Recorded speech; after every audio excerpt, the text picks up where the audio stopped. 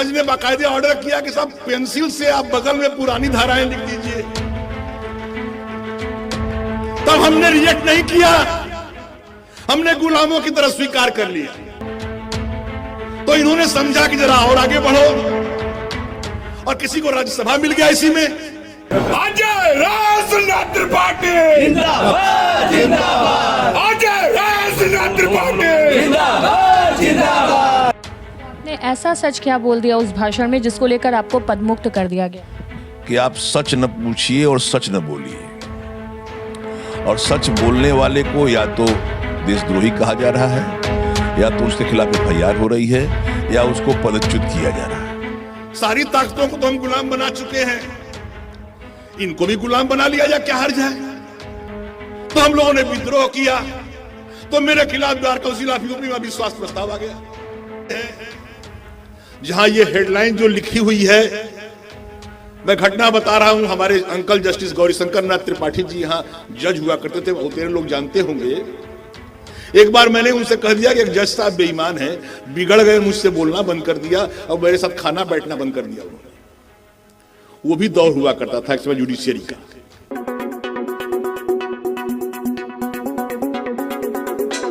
Bar council of India के पूर्व chairman अधिवक्ता श्रीनाथ त्रिपाठी इन दिनों सुर्खियों में हैं। वजह है उनका एक भाषण जिसमें उन्होंने न्यायपालिका में भ्रष्टाचार और एक जज के घर में बरामद रकम को लेकर बड़ा बयान दिया है। इसके बाद बीसीआई ने उन्हें पद से हटा दिया और उन्हें नोटिस जारी कर दिया है। श्रीनाथ त्रिपाठी ने कहा, मैंने सिर्फ सच्चाई बोली है, अगर ये बोलना अपराध है तो मैं ये अपराध बार बार करूंगा। जयदेश न्यूज से खास बातचीत में श्रीनाथ त्रिपाठी ने खुलकर कई मुद्दों पर अपनी बात रखी और बताया उन्हें क्यों सच बोलने की सजा दी गई है। वहीं एंकर खुशरंग हिना ने पूछा, बयान के बाद आपको बीसीआई से हटाया गया, क्या ये सच्चाई दबाने की कोशिश है? इसके जवाब में श्रीनाथ त्रिपाठी ने कहा, बिल्कुल, आज जो भी सिस्टम के खिलाफ बोलेगा उसे हटाने की कोशिश होगी, लेकिन मैं डरने वालों में से नहीं हूँ। आगे अधिवक्ता श्रीनाथ त्रिपाठी जी ने कहा कि वे न्याय की लड़ाई को अंजाम तक लेकर के जाएंगे। अब देखिए ये बेबाक इंटरव्यू सिर्फ और सिर्फ जयदेश न्यूज पर। नमस्कार, आप देख रहे हैं जयदेश न्यूज, मैं हूं आपके साथ खुशरंग हिना।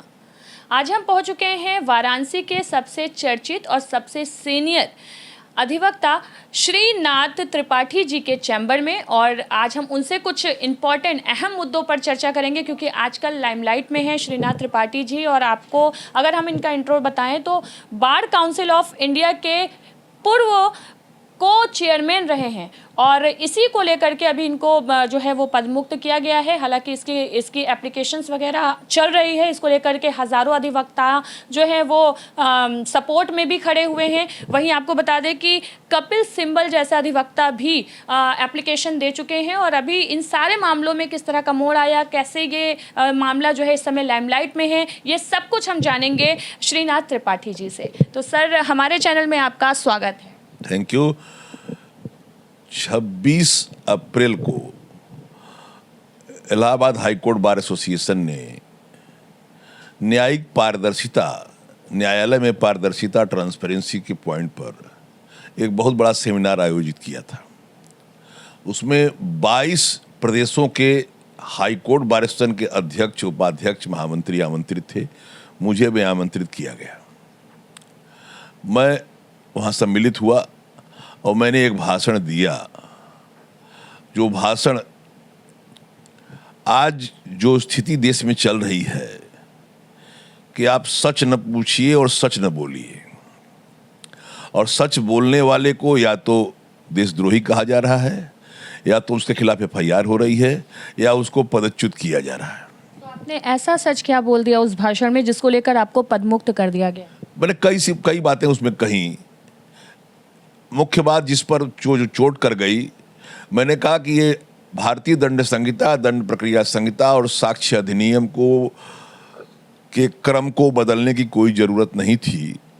अगर आवश्यकता थी तो उसमें धाराओं को जोड़ा जा सकता था, घटाया जा सकता था। अधिक श्रेय लेने की इच्छा थी तो उनका नाम बदला जा सकता था, लेकिन किसी तरह से उसके क्रम को बदल करके आज सबको परेशानी हो, चाहे पुलिस हो, जज हो, वकील हो, हर व्यक्ति परेशान है और लाभ कुछ नहीं है। आपने कोई मौलिक चेंज नहीं किया उसमें। उन्हीं चीज़ों को दोहरा कर रख दिया, लेकिन उनका नंबर बदल दिया। आज सबको परेशानी उससे हो रही है। इस आधार पर जब मैंने भाषण दिया तो 28 तारीख को बार काउंसिल ऑफ इंडिया ने अपने एक आदेश के द्वारा मुझे उस पद से अलग कर दिया। आपने अपने उस भाषण में दिल्ली के जज का भी जो है निश्चित रूप से मैंने ये उल्लेख किया था कि जो पैसा, जो बाद में बातें आई देखिए खुल करके, कि जो पैसा था जो बरामद हुआ जज साहब के यहाँ से, दो चीज़ें तो बताई जानी चाहिए कि वो पैसा किसका था और किसने रखा। इसको बताने में बहुत हिचक और दिक्कत नहीं हो सकती है, क्योंकि जानते हैं किसका था और ये भी सही है कि किसने रखा वहाँ पर। इस तरह की तमाम बातें उस बहस में उठाई गई थी, उस भाषण में उठाई गई थी। उसका हश्र ये था कि मेरे खिलाफ ये ऑर्डर हुआ। आप ऑर्डर पढ़ेंगी तो आपको लग जाएगा, ओपनिंग सेंटेंस में ही, ओपनिंग पैरा में ही ये बात लिखी हुई है। बहुत सी बातें तो उसमें जोड़ी गई। मेरा मानना है कि वो आदेश वैधानिक नहीं था। इस क्रम में जब मैं दिल्ली हाई कोर्ट में चैलेंज करने के लिए आदरणीय कपिल सिब्बल जी से संपर्क किया तो वो बेचारे इतना सम्मान और सहर्ष तैयार हो गए, इतना सम्मान दिया। इसी बीच में हमारे कुछ शुभेच्छु लोग बार काउंसिल ऑफ इंडिया के चेयरमैन महोदय के संपर्क में थे। बार काउंसिल ऑफ इंडिया के जो चेयरमैन प्रेजेंट टाइम में है मनन मिश्रा जी हैं, तो उनके संबंध में है, तो वो राज्यसभा सांसद भी जी, वो भाजपा से राज्यसभा के सांसद भी हैं। तो उनसे संपर्क में थे तो ये चर्चा हुई कि अगर कोर्ट में बातें उठेंगी तो घर की बातें बाहर जाएंगी। इससे बेहतर होगा कि अगर मैं रिकॉल एप्लीकेशन दूं तो वो रिकॉल एप्लीकेशन कंसीडर कर लेंगे।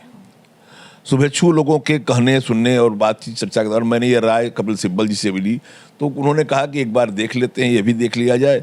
हम क्यों अवसर दें कि ऐसी कोई स्थिति बाहर लाने के पहले अगर कोई ऐसी बात है तो वो कंसीडर हो जाए। मैंने वही recall application bar council of India में डाली हुई है। उम्मीद करता हूँ कि जल्दी ही कंसीडर हो जाएगी, और नहीं कंसीडर होगी तो हमारे लिए हाई कोर्ट और सुप्रीम कोर्ट जाना खुला हुआ है। श्रीनाथ जी, जब आपको पता था कि आप इस तरह के भाषण देंगे और इस तरह की प्रतिक्रिया आएगी, तो फिर क्योंकि आप अपने भाषण में भी बोल रहे हैं कि मुझे साफ तौर पे मना किया गया है इस मंच पे कुछ बोलने से, लेकिन फिर भी आप बोल रहे हैं, तो अंदेशा तो आपको पहले से ही था। देखिए, पद से हटाने का न कोई प्राविधान बार काउंसिल ऑफ यूपी में है और न बार काउंसिल ऑफ इंडिया में है। बार काउंसिल ऑफ इंडिया के चुने हुए सदस्य को पदच्युत करने का कोई प्राविधान, कोई नियम कहीं नहीं है। सर्वथा अवैधानिक आदेश से मुझे हटाने की बात की गई है। हम लोग मर्यादित आदेश के तहत उसको भले ही मान लें, लेकिन वो आदेश मानने योग्य ही नहीं है, वो आदेश ही नहीं है, सर्वथा इल्लीगल आदेश है। तो आपको क्या लगता है कि आपके खिलाफ ये एक साजिश है या बहुत बड़ा प्लान आगे कुछ तैयार है? नहीं, जो वर्तमान परिवेश है आप देख रहे हैं पूरे देश में, न सच कोई पूछना चाहता है, न सच कोई बताना चाहता है, न सच की चर्चा करना चाहता है। जो नकली वातावरण बना हुआ है, इसी नकली वातावरण में रहने के लिए मजबूर किया जा रहा है। और जो लोग इस सच की त्रासदी को तोड़ रहे हैं उनके खिलाफ कार्रवाई हो रही है। उसी परिवेश से मेरे खिलाफ कार्रवाई हुई है। मुझे वर्तमान परिवेश पर आक्षेप है, मुझे उस पर दुख है, और मुझे वर्तमान परिवेश के कारण ही ये किया गया है। इसमें साजिश तो है ही है, इसमें आप समझ ही रही हैं। दर्शकों को बता दें कि इसके पहले भी श्रीनाथ त्रिपाठी जी 1997 में बनारस बार एसोसिएशन के अध्यक्ष रहे हैं और 2001 में सेंट्रल बार के भी अध्यक्ष रहे हैं, लेकिन इसके पहले ऐसा कुछ मामला सामने नहीं आया। नहीं, मैं बराबर इसी के लिए, आप नाम कहिए बदनाम कहिए, मैं इसीलिए हूँ कि सच बोलने की एक आदत है। मैं वाराणसी में लगभग 40 साल से प्रैक्टिस में हूँ और लगभग प्रमुख मुकदमों में उपस्थित भी होता रहा हूँ। बनारस बार का भी अध्यक्ष था, सेंट्रल बार का भी, जैसा कि आपने बताया, मैं अध्यक्ष था। बार काउंसिल ऑफ यूपी का भी अध्यक्ष हूँ, और मैं चुन करके बार काउंसिल ऑफ इंडिया में गया था। और ये सच बोलने की जो आदत थी, आम हमारे अधिवक्ता साथी जानते हैं। इसी के नाते मैं प्रसिद्ध भी हूँ, इसी के नाते लोग जानते भी हैं, और यही मेरी पहचान ही है। इस पहचान को मैं नहीं छोड़ सकता, उसके लिए कोई भी कीमत चुकानी पड़े। मैंने पूरे भाषण को अगर कोई इंडिपेंडेंट व्यक्ति सुने और कह दे कि साहब ये आक्षेपपूर्ण है या गलत है, तो ये बात समझ में आती है। कोई गलत उसको नहीं कह रहा है, ये कह रहा है कि आपने कहा क्यों। अच्छा, पद बहाल करने के लिए भी हजारों अधिवक्ता आपके सपोर्ट में हैं और मनन मिश्रा जी का विरोध भी कर रहे हैं, ये भी देखने को मिल रहा है। देखिए, मुझे इसकी उम्मीद नहीं थी कि इतना अधिवक्ता मुझसे प्यार करता है, मुझसे मोहब्बत करता है। जनपद ही नहीं, इस पूरे पूर्वांचल ही नहीं, प्रदेश ही नहीं, प्रदेश के बाहर के अधिवक्ताओं के फोन संपर्क बराबर आते हैं और उन सबका एक मिला जुला ये है चर्चा है। ये चर्चा की मुझे उम्मीद नहीं थी। कम से कम मैं तो ये मानता हूं कि ऐसे दिन आए कि जब ऐसे अधिवक्ताओं का प्यार जाहिर हुआ, मोहब्बत जाहिर हुई, ये लगा कि सब मुझे इसी नेचर के नाते जानते हैं और इसी नेचर की वजह से प्रेम करते हैं, मुझसे मोहब्बत करते हैं। तो अक्सर लोग कहते हैं सच को आँच नहीं, लेकिन आँच तो आप तक पहुंच गई। अब निश्चित रूप से वो कलयुग का नियम है। कलयुग में आँच पहुंचेगी, आँच चोट पहुंचाएगी, आँच जला भी सकती है आपको, ऐसा नहीं है। इसमें सच बोलने में आँच जलाती भी है, जला भी सकती है और ये सच की बात ही है। आप देख तो रही हैं, लड़ाई चल रही है। डोनाल्ड ट्रंप कुछ कह रहे हैं, देश कुछ कह रहा है। डोनाल्ड ट्रंप की बात मानी जाए या देश की बात मानी जाए, हम इस संकट से घिरे हुए हैं। तो टोटल पब्लिक जो कंफ्यूज्ड है खास करके आपके मैटर को लेकर के, उनको स्पष्ट रूप से किस तरह की पारदर्शिता आप बताना चाहेंगे? मेरा ये कहना है कि देखिए, सच बोलना छोड़ने की जरूरत नहीं है, सच बात पूछने के भी घबराने की जरूरत नहीं है। ऐसी समस्याएं जीवन में आती रहती हैं, पद आते हैं और पद जाते हैं। जिस किसी के पास भी पद है वो पद स्थायी नहीं है, उसको आना और जाना है। 6 साल तक मैं बार काउंसिल ऑफ इंडिया का सदस्य रहा, अगर वो कंटिन्यू करना ठीक है, मैं हाई कोर्ट लड़ूंगा, सुप्रीम कोर्ट लड़ूंगा, जो परिणाम आएगा देखूंगा, लेकिन सच से भागने की जरूरत नहीं है, घबराने की जरूरत नहीं है, सच पर अड़े रहने की जरूरत है। यही हमारा संदेश होगा, यही हमारी राय होगी, यही हमारी प्रार्थना होगी। आम जनता की अगर बात करें तो आम जनता बहुत भरोसा करके अपने एडवोकेट के पास जाती है, फिर मामला कोई के कोर्ट में जाता है और जज साहब फैसला सुनाते हैं। लेकिन जब अंदर व्यवस्था के अंदर ही इस तरह का फेरबदल और घोटाला और इस तरह की चीज़ें सामने आएंगी, भ्रष्टाचार जैसी चीज़ें, और जो निष्पक्ष होकर के काम करेगा उसको पदमुक्त कर दिया जाएगा, तो आगे किस तरीके से जनता जो है वो उसका आत्म में विश्वास बढ़ेगा और विश्वास कैसे जीतेंगे जनता? अगर एक व्यक्ति भी सच बोलता रहेगा, एक व्यक्ति भी अपनी चर्चा सच में जाहिर करेगा, एक व्यक्ति भी सवाल पूछता रहेगा, तो झूठ को आंच आती रहेगी, आप जान लीजिए। और इसलिए सच बोलने की ये परंपरा हमारी जारी रहनी चाहिए। आम जनता भी ये जानेगी कौन सच बोल सकता है, कौन सच है। प्रदेश अध्यक्ष अजय राय जी भी आपसे मिलने आए थे, उन्होंने भी आपका सपोर्ट किया। कई विपक्ष के नेता भी अब आपके कांटेक्ट में आ रहे हैं, वो आपका खुलकर सपोर्ट कर रहे हैं। देखिए, काशी के अधिवक्ता, काशी की जनता, पूर्वांचल की जनता, विभिन्न पार्टियों के अध्यक्ष, सपा के, भाजपा के, सब लोग, भाजपा वाले फोन से बात करते हैं, बाकी लोग आकर के समर्थन जाहिर करते हैं। मतलब भाजपा वाले भी सपोर्ट कर रहे हैं? निश्चित रूप से, सबसे संबंध है, सबसे परिचय है, सबसे आपका काम किया है, सब लोग आते हैं, फोन से जाहिर करते हैं, फोटो कैमरे के बाहर अपनी बात कहते हैं। सबको ये दुख है, जो भी मुझे हुआ है उसको दुख है, कष्ट है, और वो अपने ढंग से प्रयासरत भी है। अपने हजारों अधिवक्ताओं को क्या कहेंगे? हमारे हजारों अधिवक्ताओं से ये कहना है कि सच पर अड़े रहो। बेईमानी का रास्ता आसान हो सकता है, सुगम हो सकता है, लेकिन बेईमानी का रास्ता और झूठ का रास्ता ठीक नहीं है, अंततः यह परिणामदायक नहीं है। सच के रास्ते पर बने रहो, सवाल पूछते रहो और सच्चाई से खड़े रहो। अपने उस भाषण पे जरा सा भी पछतावा है या नहीं? नहीं, मुझे कोई पछतावा नहीं है, मुझे कोई पछतावा नहीं है। मैंने कोई पछतावा है कि पछतावा होने का सवाल इसलिए नहीं, कुछ गलत नहीं कहा हमने। गलत कहा होता तो पछतावा होता, कुछ भी गलत नहीं है। हमारे चैनल के माध्यम से अंतिम समय में क्या कहेंगे आप कि किस तरीके से इस पूरे प्रक्रिया को देखा जाए? हमारा आपके चैनल के माध्यम से भी यही कहना है कि अगर आपके दिल दिमाग में कोई सच्चाई है तो आजकल तो सोशल मीडिया भी आपके सामने उपलब्ध है। सोशल मीडिया के जरिए, मीडिया तो मान लीजिए पूरी बिकी हुई है, हर तरह की मीडिया हो, प्रिंट मीडिया हो चाहे इलेक्ट्रॉनिक मीडिया हो, दबाव में है, डर गई है। आपका भी विश्वास मीडिया पर नहीं है? नहीं, कतई नहीं है, किसी का भी नहीं है। और अभी आपने देखा भारत पाकिस्तान के मसले में हंसी और मजाक के पात्र हो गए हैं, हंसी और मजाक के पात्र बनकर रह गए। पाकिस्तान कहता है कराची तक चले गए, लाहौर तक चले गए, और जबकि भारत सरकार की वेबसाइट पर कुछ नहीं था। तो इस तो मजाक का पात्र और बनते जा रहे हैं, बुरी तरह बन गए हैं। ऐसा कभी मजाक होते मीडिया को, प्रिंट मीडिया को, इलेक्ट्रॉनिक मीडिया को हम लोगों ने नहीं देखा। अब सोशल मीडिया बची है या हमारा अपनी चर्चा बची है, इसके अलावा कुछ बचा नहीं है। इसलिए हम फिर भी निवेदन करेंगे कि आप सच्चाई पर बने रहिए और सच का सामना मत छोड़िए। भारत ने सीज फायर के लिए मंजूरी दे दी है, क्या लग रहा है कि सही फैसला है? भाई, सवाल सीज फायर का नहीं है। सीज फायर किसने किया और किसने कराया, यहाँ बात फंसी हुई है। अभी हमारे सैनिक जब आगे बढ़ रहे थे, हमें सफलताओं के 2 कदम आगे बढ़ रहे थे, जब हम सफलता से कुछ पा सकते थे, इसी बीच में हमारे एक विदेशी राष्ट्रपति ने आकर कह दिया कि सीज फायर, और हमने मान लिया उसको। वैसा होता हुआ देखा गया। ये दुख का विषय है। अदरवाइज हमारे सैनिक हमारे देश को कुछ और दे सकते थे, कुछ और दिखा सकते थे जो और अच्छा होता। प्रधानमंत्री ने तो जनता से संबोधन दिया और कहा कि पूरे आत्मविश्वास के साथ अगला कदम होगा तो वो युद्ध की स्थिति हम मानेंगे। देखिए, हमारे यहाँ एक है चर्चा कि अब की मारबो तो मारबो अब की मारबो तो मारबो।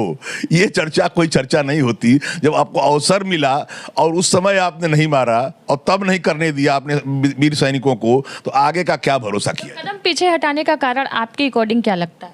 कदम पीछे हटाने का तो सीधे सीधे डोनाल्ड ने बताया कि हम तुम्हें व्यापार बंद कर देंगे। डोनाल्ड ट्रंप ने बताया कि हम व्यापार बंद कर देंगे। ये तो कारण वो बता रहा है। और दोनों बार प्रधानमंत्री के भाषण के पहले वो पहले बोल देता है, सीज फायर के पहले वो बता देता है, प्रधानमंत्री के भाषण के पहले वो बता देता है। तो हम जो बताता है वही क्रियान्वित होता है। क्या लगता है पहले हम ब्रिटेन के गुलाम थे, अब हम अमेरिका के होते जा रहे हैं? असल में हुआ क्या है, हमने अपने भाषण में भी कहा है कि हमारे रगों में गुलामों का खून दौड़ रहा है। हमारे पिता गुलाम थे, हमारे दादा गुलाम थे, परदादा गुलाम थे, तो आखिर ये गुलामी जाते जाते भी। ये तो विकसित देश है ना, यहाँ पर तो युवा जो है वो आगे विकास की ओर बढ़ रहे हैं, वो गुलामी की तरफ नहीं बढ़ रहे हैं। लेकिन रगों में तो अभी पुरानों का खून दौड़ रहा है। जब 2-4 पीढ़ी बदलेगी, हो सकता है गुलामी का जब ये दंश निकल के बाहर हो जाएगा तो शायद हम इंडिपेंडेंट कभी हो जाएं। तो भारत पाकिस्तान के युद्ध को या सीज फायर को या ऑपरेशन सिंदूर को किस नजरिए से देखते हैं? नहीं, हमारा ये मानना है, देखिए जो हत्याएं वहां हुई, बड़ी दर्दनाक हत्याएं हुई, उस घटना को माफ नहीं किया जा सकता। वो घटना, और सबसे बड़ी बात, उस घटना के पहले कोई सुरक्षा व्यवस्था नहीं थी, और बाद में जब हमारे सैनिक बढ़ चले थे तो उनको किसी मुकाम तक पहुंच जाना चाहिए था। हम ये विदेशी दबाव कुछ दिन तक टाल सकते थे और टाल करके कोई मुकाम हासिल कर सकते थे। हम आज भी पीओके कर रहे हैं, और जब करने का अवसर आता है तो पीछे हट जाते हैं। भारत की जनता आस लगाई थी कि युद्ध होगा और हम भारत के साथ हैं, सारे विपक्ष एक हो गया था, लेकिन अब क्या लग रहा है कि उनका मनोबल, उनकी जो आस है वो कहीं ना कहीं टूटती दिखाई दे रही है। देखिए, हमारे सैनिकों की आस नहीं टूटनी चाहिए। जनता तो फिर रिकवर करेगी या उसका परिणाम चुनावों में देगी। जनता को तो अवसर है। हमारे सैनिकों का मनोबल नीचे नहीं होना चाहिए, जो अपनी जान प्राण को लगा करके इस दिशा में आगे बढ़ रहे थे।